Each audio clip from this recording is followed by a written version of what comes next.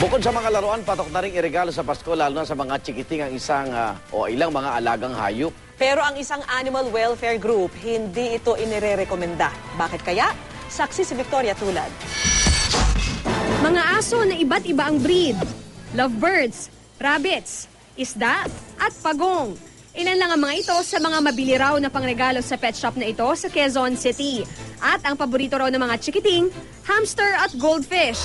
Yan ang madali lang kasing alagaan sa mga bata na nakakatuwa kasi din ang mga hayop.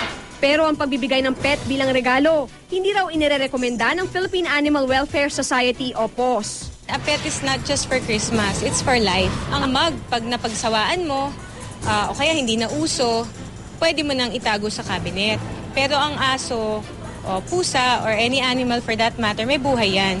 Hindi raw kasi lahat handa sa responsibilidad ng pag-aalaga ng hayop, kahit pa yung mga gusto talagang magkaroon ng pet ngayong Pasko. Pag nag-alaga ka ng aso, sa isang taon, dapat meron ka nang nakahanda na budget na kung walang sakit yung aso, mga 3,000. Kasi ang going rate ng mga vaccinations sa mga alagang hayop ay doon na tumatakbo.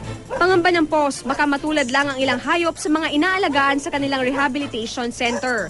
Ito raw yung mga na-rescue matapos pabayaan o kaya pagmalupitan ng mga dating amo.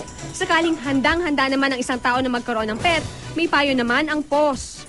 Imbes na bumili ng alagang hayop, mas mainam daw kung mag-adopt ka na lang mula sa mga organisasyon gaya ng PAWS. Matitiyak daw kasi ng grupo na healthy ang hayop na iyong kukunin dahil binibigyan nila ang mga ito ng vaccine. Ako si Victoria Tulad ang inyong saksi.